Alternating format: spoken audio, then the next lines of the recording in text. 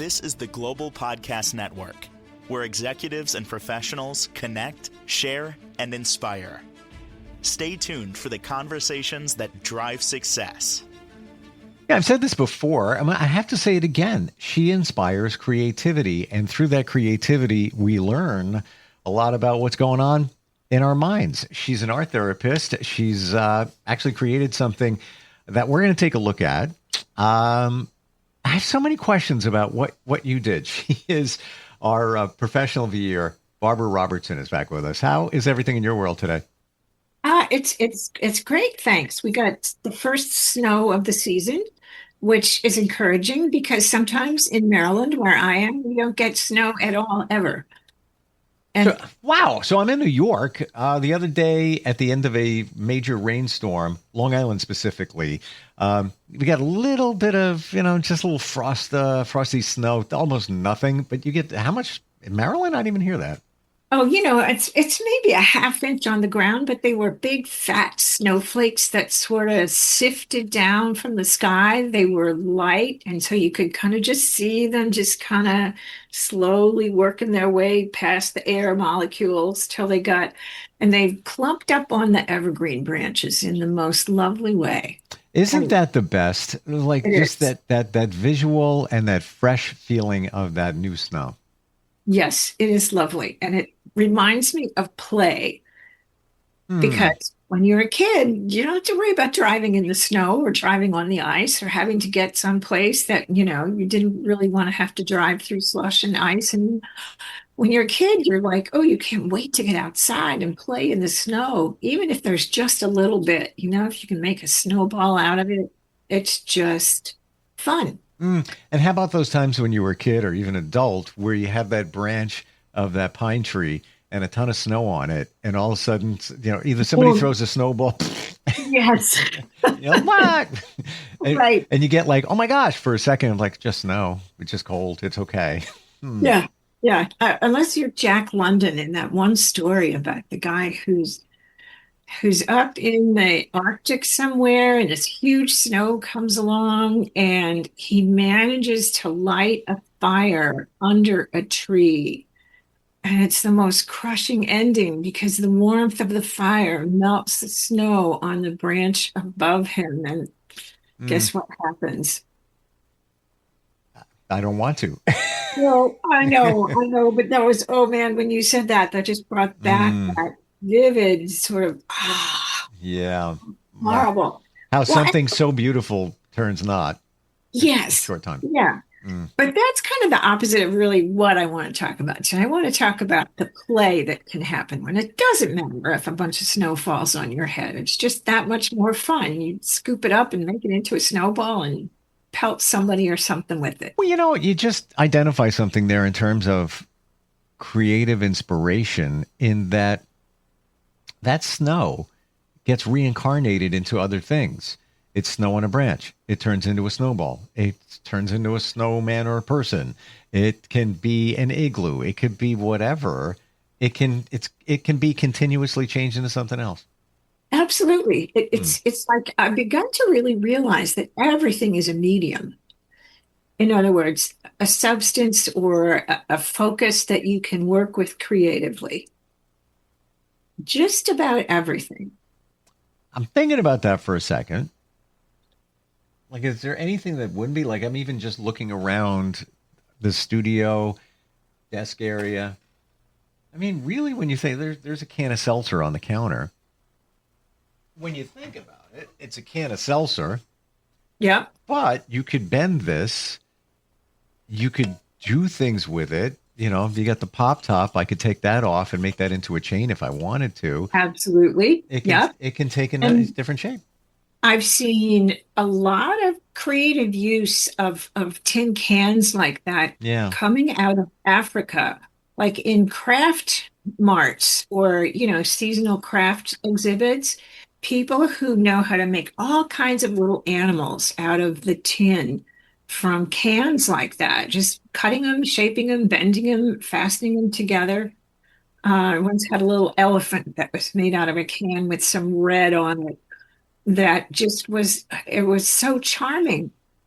And And so really, just anything that you could manipulate with your hands, you could create art from. I want to prove that wrong as I look around, but just in front of me with arm's reach, everything could be turned into something else or made creative in some regards. It's That's everything. Right. You could take every framed picture off that wall and with a hot glue gun build a tower like you were a little kid playing with blocks. Sure thing. or take the pictures out and do something with them, and et cetera, on and on and on. Absolutely. Yeah, you can do a collage. There's just anyway. I ran across this quote this week that I wanted to share. It's from someone whose name is Prince Ea, E-A, and he sort of presented a reel of a little kid in a headset and he's dancing around. And what he wrote was, ever realized children sing before they speak, paint before they write, and dance as soon as they stand. Art is the heart's first language woven into our very soul. It's true when you think about it. It really resonated with me.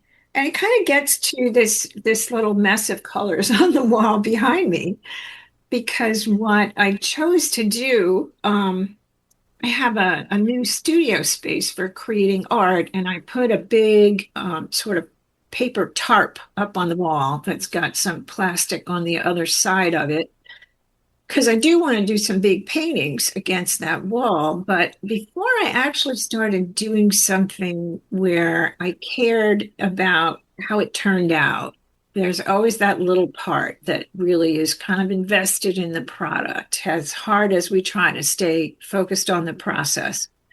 So this was kind of a way of me taking the product out of the equation altogether. And I said, I'm just going to play painting on the drop cloth. It's not going to be anything. I'm never going to stretch it on canvas. I just want to see what happens when I go big. So many questions here, Barbara.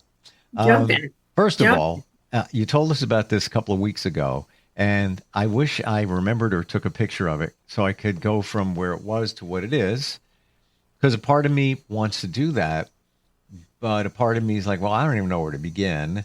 And there's something there that you've done where the colors all work together. Was this color that was repurposed? I'm trying to remember if you had, wasn't it? That is what I often do. If I have a client who comes in and works with acrylic paint, and there's some that's left on the palette when their session is done, I will often take what is usable from the palette and spread it onto a page. Now, I've got an example of that right here. Sure. Coincidentally, let's see if I can get most of this on the screen. So this is going to get lots more layers on it. So did you show us that previously? Maybe that's what I was looking at. I may have. It's got more color on it now because another client came and left more paint. Okay. And so I just put what I could scrape off back onto that piece of paper. And this one behind me, I worked into it 2 or 3 times with paint, and then also with some oil pastel, you might be able to see there's a line or two here. Oh, okay. That shows up.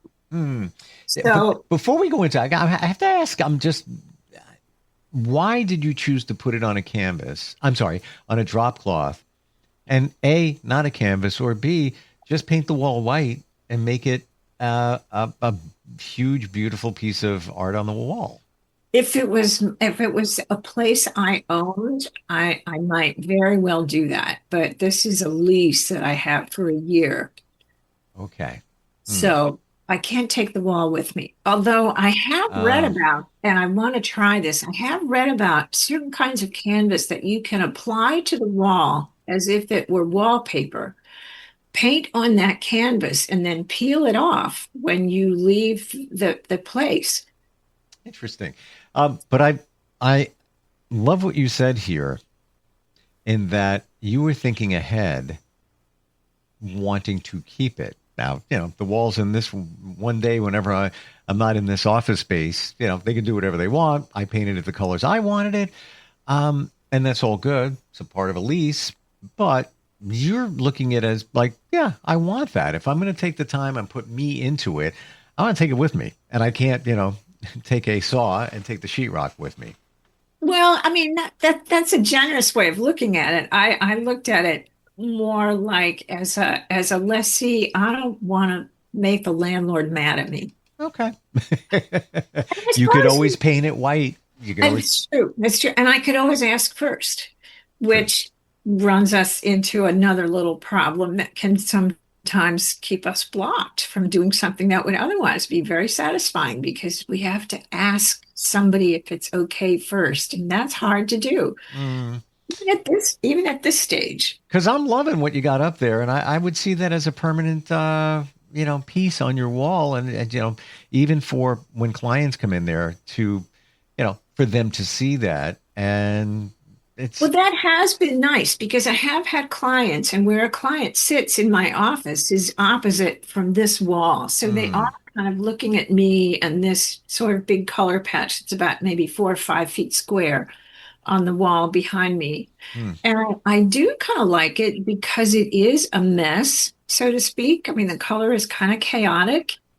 And it really gives the message of we don't have to be perfect. wow. Perfection is fiction anyway. There's no such thing. But yet we have these inner critics who hold perfection up as an achievable goal that we always are failing to meet. And we have to find a way to circumvent or confound that little story that often comes up for so many of us when we're trying to do something that's meaningful, but that we want to share. And so we have this imagined situation of what if we are sharing it and other people don't like it? What does that mean about me or about my creation? It doesn't have to mean anything, but it often does because we want so deeply to connect with other humans. Were you ever a perfectionist?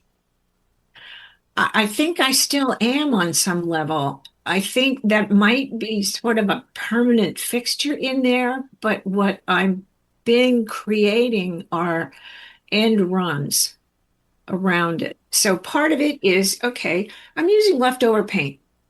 I'm not choosing the colors. I'm just playing with them. I'm not working to make a saleable product right now. I'm just playing. Critics don't get to criticize play because play isn't supposed to be productive in our understanding of what play is, even though it's the most productive thing a child can possibly do. Play is the basis of most of early childhood learning. It's a great way to look at it because if you approach it as, just mess around, whatever, as opposed to I'll be busy for another couple of hours. I'm starting a painting. And I'll be doing it again tomorrow. I'm working on this acrylic fall scene. Now you're committed to it. Now you've got a direction for it, and now you've got expectation. What was your expectation with that on the wall there? That drop cloth? No expectation at all, except to enjoy the kind of experience of going really big. Because this page that I shared with you is about 18 by 24. That's bigger than I often go when I'm using up, leftover paints. So really going on the wall where I can really sort of put my whole body in it and I'm reaching up, as far as I can reach to get it up the wall as high as I want and just kind of moving, really getting my body more fully into the process. And it's really fun. So walk us through the process because I look at that. A, I'm not really sure where I would begin. B, the melding of the colors is beautiful. There's just something there. And maybe when they mix together, you get this kind of grayish purpley kind of thing going on there, which gives you contrast to the lighter yellow. Like, how do you decide, well, I'm going to do this over here. I'm going to do this over here.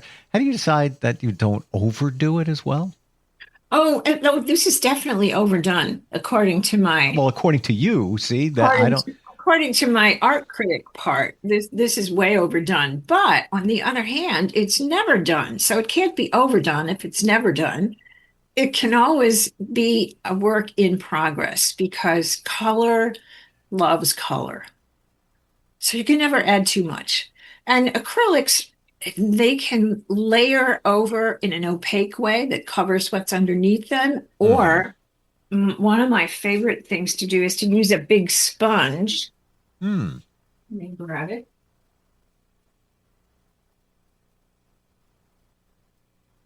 So a big sea sponge. Gotcha. There you go. And just, kind of dab it in color and got it. Okay. And then I can use big brushes. Let me go to big brush. I love this brush, but it's a little scary. Wow. Okay.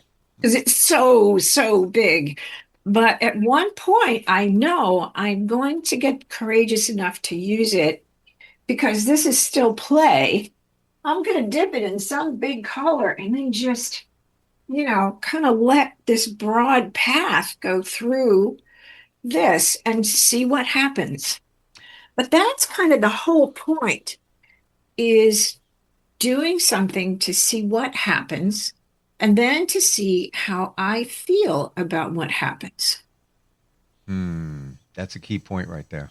That's a key point right there, because the heart of me knows if this is in harmony with that kind of tuning fork that I imagine is inside all of us that vibrates at our particular, whatever you call a vibrations level. Now, do you mean an energetic vibration? Yeah, exactly. Okay. Yeah, an energetic vibration. Because I think we all have this particular tone or vibration of energy that encapsulates us, the essence of us. I totally agree. And that vibration is ever changing and can go from low to high in a second. Yes. And as I understand it, the lowest vibration is shame. I would believe that for sure. Not sadness, but shame. And or guilt. And then the highest vibration, I always thought was happy, but many say it's joy. That's just above happy. Just above happy, yes. Yeah, I absolutely agree. And I do think that shame is at the bottom, is the lowest one, because shame tells us that we're not worthy to exist in human company. And that is basically, that's a death sentence. That one hurts. Yeah. It does, but that's why shame is so hard to shake and so hard to even acknowledge that we're feeling it. Yeah. Yeah. Yeah. Well, we can process that one at some point. Yeah. Because we don't want to even accept that if we're feeling shame and or guilt. Well, guilt can be repaired. Well, and I guess there is such a thing as constructive shame that helps us to stay in behaviors that don't alienate everyone around us, that help us to understand that what we do can have a negative impact on someone else. And so since we all really do want to stay connected, we can adjust how we act toward other people without actually losing our truth. Are you aware of the energetic vibrations around you or the ones you're feeling? Not in a conscious way, but I am guided by them. I steer by them. I am too. And I'll tell you, even today, I had a meeting last night. I'm in a men's group I shared with you, and we support each other, but we do community service, leadership. And we had an exercise last night that got a little deep in terms of feelings and things like that. All good. Sure.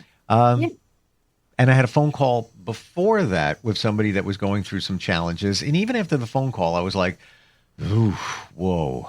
Like the energy was very deep. And honestly, I think I got enough sleep. Today I'm feeling it a little heavier. It was a full moon last night. And They say it lasts for 5 days after, but I feel a heavy energy in the air. And I think it's from that. I really do, because I think I've got enough sleep. Yeah, I mean, it really could well be. It could well be, and especially when we're feeling compassion for someone who's struggling. It was a family member too, by the way. So that's, yeah, you're 100% right. Yeah, Mm. yeah. So, we're carrying a wish and a sense that we could act in some way on their behalf, not to do something that they would really be responsible for doing, but just to be present and offer support in some way that they can find constructive. Yes, yes. And what, you want them to take your direction because it comes from a loving place, or you just want to fix it, make them feel better. But you can't. That's the challenging part, But is you can't. kind of remembering, right, not to fix it, but just to say that, to just confirm, yes, you are in a tough spot. You're being heard. Yes, I see you, I hear you, I feel what you're feeling. Yeah. And I didn't mean, I I'm meant not that running away. Right. figuratively fix it. Like if you could just snap your finger. Oh, yeah. Yeah. It's, that you Yes. can't, but you wish Yeah. if you could, you would. Yes. But there inherently lies that, maybe heavier energy. But then I've witnessed the other side of it, where I've intentionally thought to myself, walking in someplace, a lot of times the gym, and I'll say, as I'm walking in, raise the vibration up, raise it up, bring it up, bring it up. And I walk in, and there's like a straightaway where you kind of walk to get to different spots. I'll pass the same people. I see them every day. Don't even know their names. It's just, everybody just walks by. That's it. And when I'm thinking high vibration, and it's not like I have a cheesy grin on, I'm just thinking it. People look up and they're like, "Hey, how you doing? How's it going? Hey, good morning. How are you?" Like, That's kind of what I mean by not consciously feeling it, but responding to it. yeah. Yeah, I think we're built to respond to it that way. But people were also built to pick up on things. So those people apparently are picking up on the vibration I'm throwing out there. Exactly. That's what I mean. So Yeah. they're responding to you. Exactly. They're feeling your vibe and they're going, oh yeah, let me look up. Yeah, oh, hi. But Yeah, guess exactly. what?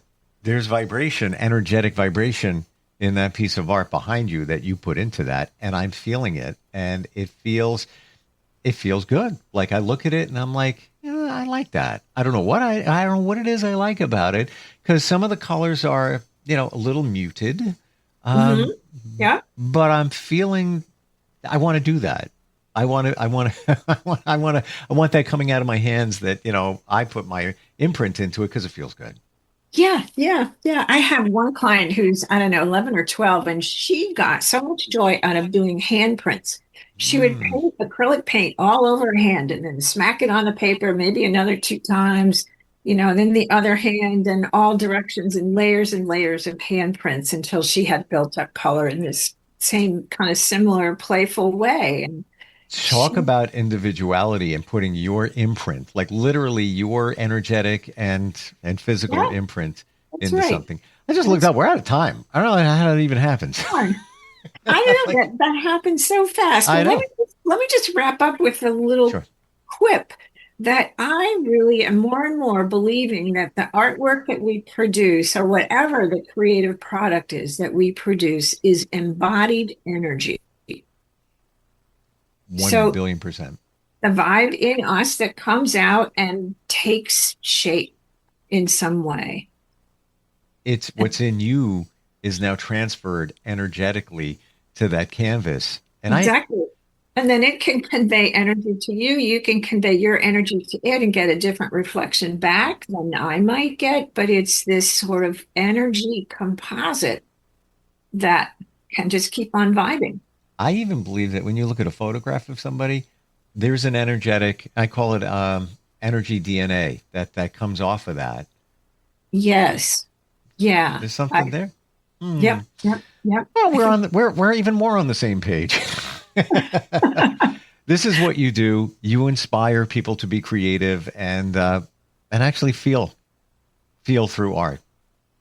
I really, that's what I want for everyone, is to feel free enough to do that, because there's just like a gold nugget in that experience that I would just like everyone to have, their own little nugget that they know is there. The best way to find you, robertsonarttherapyllc.com. Is that right? Right. Yep. Or brobertson.atr@gmail.com. Always great talking with you. I love your energy, and I mean that. It's very positive. So much. Thanks. We'll catch up soon. Yeah, take care. You too. Bye. This is the Global Podcast Network, where executives and professionals connect, share, and inspire. Let's go inside the mind of a 10-year-old. I should have worn those earrings today. I like those earrings. Gabby has those awesome earrings. I need to ask her where she got those, but that's just what she would want me to do. I'll have Michaela ask her for me. Buckle up, Sarah. Yeah, but then Michaela will be like, why don't you just ask her yourself? That's just like Michaela. Sarah, buckle up. Michaela's such a great name. I wish I was called Michaela. There's like a dozen Sarahs in my class. Hey, we're not hitting the road until you buckle up, honey. Oh yeah, seatbelt. I forget sometimes because my brain is like busy, you know? I wonder if there's pizza at school today. Sometimes it can be tough to get through to your kids, but it's not impossible. Always make sure they're wearing their seatbelts, even on short drives. Remember, you have the keys, you have the power. Never give up until they buckle up. A message from the National Highway Traffic Safety Administration and the Ad Council. Visit safercar.gov/kidsbuckleup for more information.